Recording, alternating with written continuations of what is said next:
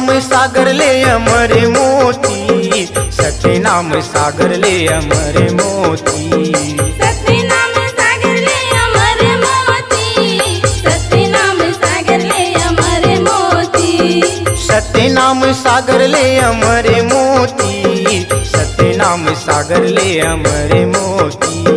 सत्य नाम सागर ले अमर मोती, सत्य नाम सागर ले अमर मोती। कैसे बारे होबे बाबा जगमग ज्योति, कैसे बारे होबे गुरु जगमग ज्योति। कैसे बारे होबे बाबा जगमग ज्योति, कैसे बारे होबे गुरु जगमग ज्योति।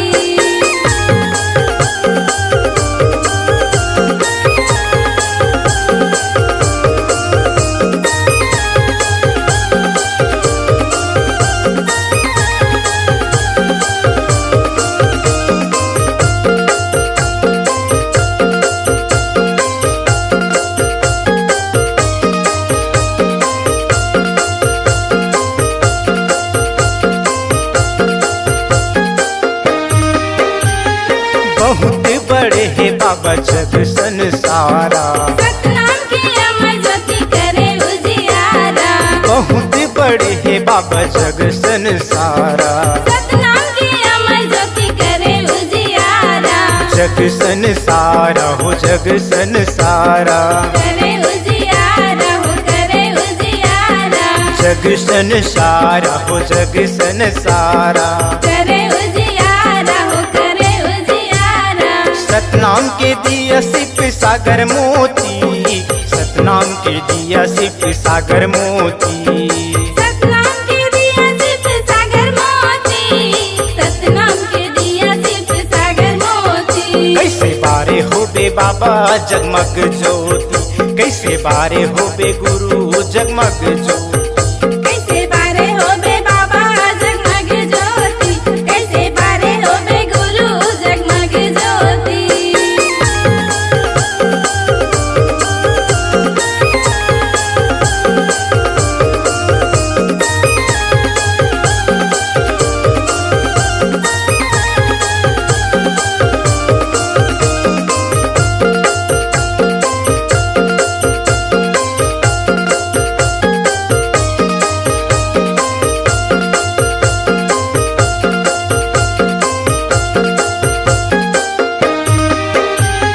अमर लोक में ज्योति जले नाम के अधारा, अपर मंथन करन मन माने मिलिस किनारा।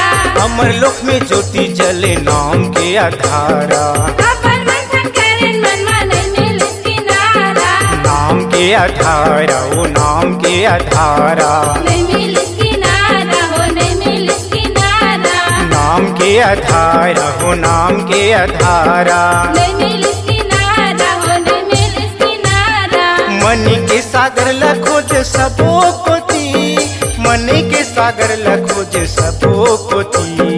सतनाम के दिया सिर्फ सागर मोती, सतनाम के दिया सिर्फ सागर मोती। कैसे बारे होबे बाबा जगमग ज्योति, कैसे बारे होबे गुरु जगमग ज्योति। कैसे बारे होबे बाबा जगमग ज्योति, कैसे बारे होबे गुरु जगमग ज्योति।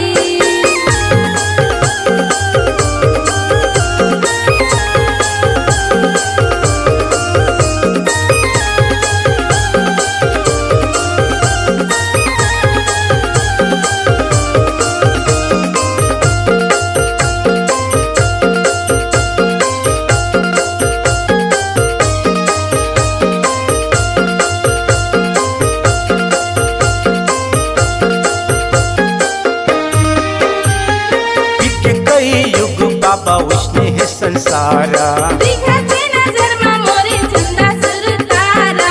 बीत कई युग बाबा उसने है संसारा। दिखते नजर में मोरे चंदा सुर तारा। उसने है संसारा ओ उसने है संसारा। चंदा सुर तारा हो चंदा सुर तारा। उसने है संसारा ओ उसने है संसारा। चंदा सुर तारा हो चंदा सुर तारा। खोजी डर बाबा मैं हंसबो कोती, खोजी डर बाबा मैं हंसबो कोती। खोजी डर बाबा